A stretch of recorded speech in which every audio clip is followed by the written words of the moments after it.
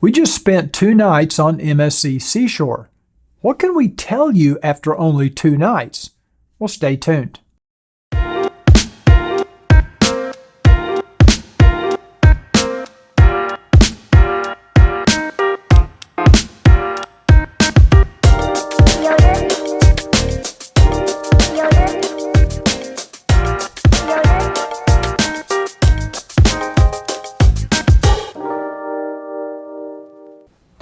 Hello cruisers, and welcome to another Cruise Report ship review, or really a mini review.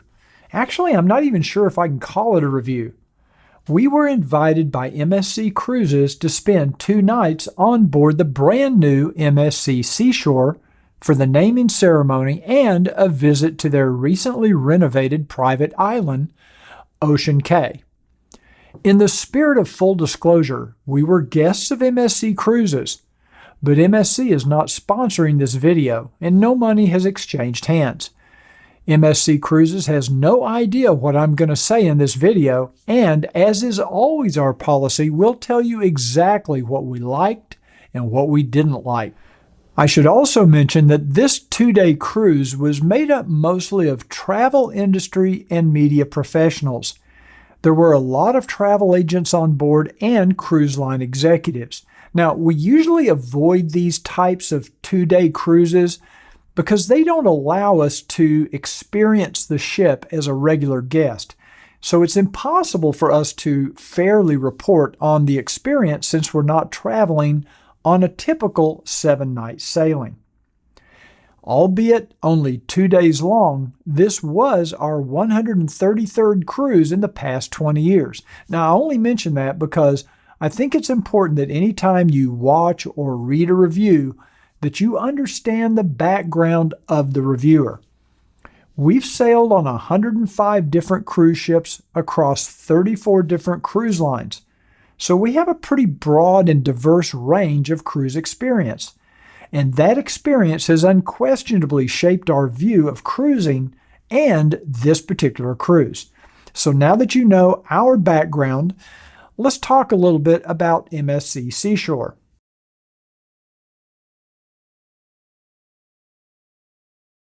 We arrived at Port Miami for our designated 10:30 a.m. embarkation time. Now, I'm sure this was a special time for our media group. Nevertheless, check-in took a long time.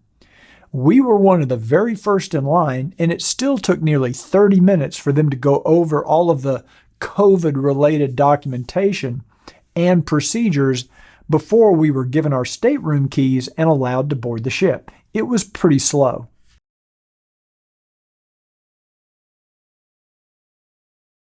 Like all of the MSC ships on which we've sailed, Seashore is truly beautiful.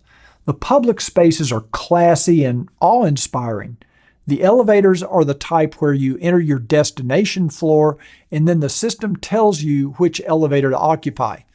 So getting around the ship was pretty easy. Unfortunately, we just simply didn't have time to fully explore all that this ship has to offer, as the 2 days were filled with some planned activities and different meetings.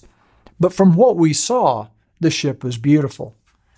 One thing we really like is the fact that they still provide guests with a printed daily program instead of relying on the app version of daily events.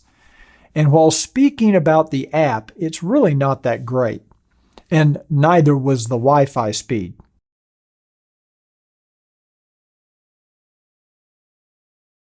For some reason, we were each assigned our own balcony staterooms.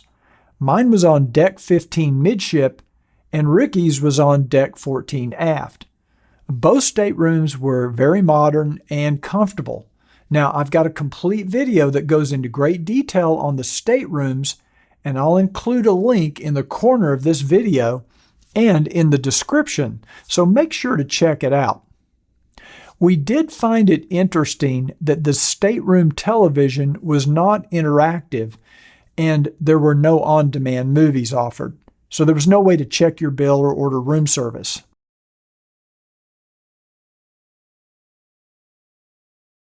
Our dining experience was about what we remembered from our 2 previous MSC cruises, and that's not a good thing. We did not have the opportunity to dine in any of the specialty restaurants, which we typically do on a 7-night cruise. We were pretty much restricted to main dining and the buffet on Deck 16. Our first lunch experience was in one of the ship's main dining rooms, the Tribeca, I think it was. And we were kind of surprised by the limited choices on the menu. I ordered the fried cheese sticks and just a Caesar salad. The cheese sticks alone took more than 30 minutes to arrive at the table, and when they did, they were cold. The Caesar salad was way overdressed, and even though the lettuce was fresh and crisp, the dressing was sort of a sweet Caesar dressing, not really good. The gentleman sitting next to us received a far too undercooked hamburger. He couldn't even eat it. He complained to the waiter and the maitre d', but all they could do was apologize.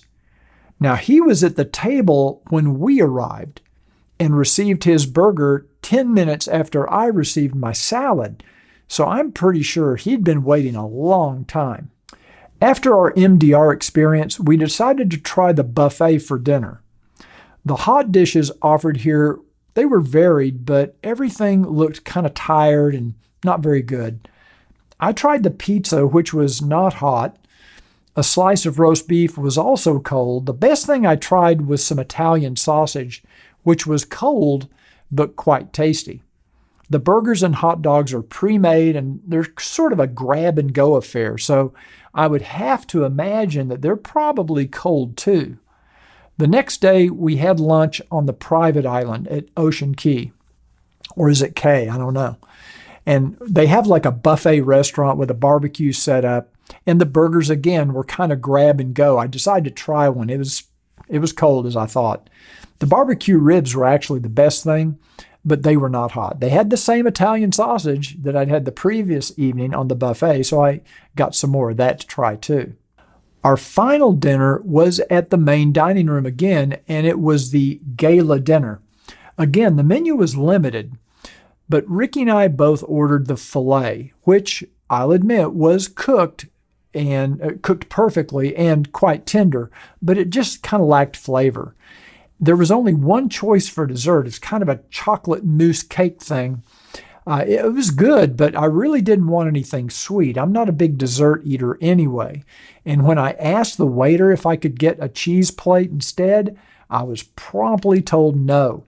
My only other option was ice cream. So I guess if you're diabetic, you're just out of luck. I found it interesting that an Italian cruise line would not even have a cheese plate available. Again, this was just a 2-night cruise, so I don't know if our dining experience was typical of what you can expect on a real sailing. But if it was, MSC is going to need to step up their game in the food and dining area to compete with other cruise lines on which we've sailed. In 2 days, we didn't eat one single thing that stood out as impressive.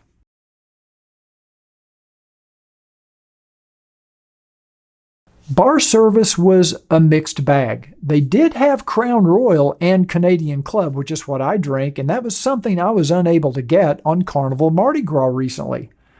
So that was good.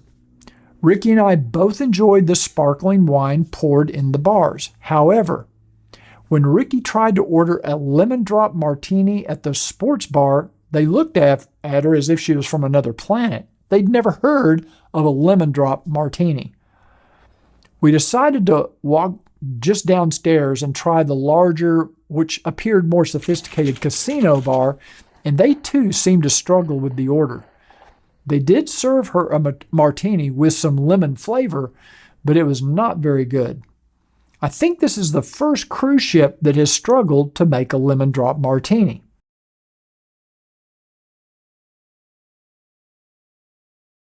Once again, our 2 days didn't allow us to see any of the production shows on this cruise. It was mostly special entertainment for the event. And we didn't get a chance to partake in any of the activities. However, we did get to visit Ocean Cay. the private island, the Bahamas. And I have to say, the private island is very impressive. This will be a popular destination on MSC's Caribbean itineraries. The island is beautiful, and walking around on the nice pathways is quite enjoyable. There's some beautiful white sandy beaches here. If you're a beach person, you're going to love it. The ship has water slides, ropes course, and an F1 simulator, and many other facilities that we just didn't have the time to experience. I think it's simulator, not simulator.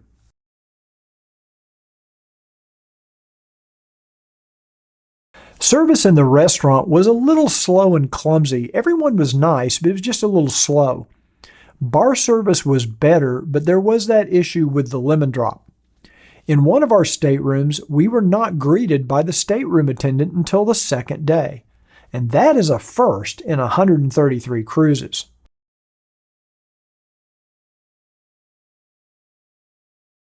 As I said in the beginning, it's really not fair to evaluate any ship on having just spent 2 days on board, especially an event like this.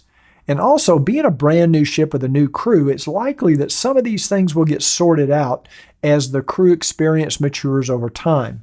However, after only 2 days, our impression is one of a beautiful new ship that needs to improve the food and the service. Now, if you've sailed on MSC Seashore or the sister ship Seaside, please let us know in the comments below what your experience was. Perhaps we'll have an opportunity to spend 7 or more days on an MSC ship in the near future and can give you a more thorough, updated, and fair review. If you enjoyed this video, please click the like button below. It really does help with our YouTube rankings and will make this video more visible to more cruise enthusiasts. And if you're passionate about cruising, we invite you to subscribe to our YouTube channel. It's completely free, doesn't cost anything, and YouTube can notify you when we come out with new videos like this one. Thanks for taking the time to watch this short mini review video today, and remember, as always, we wish you smooth sailing.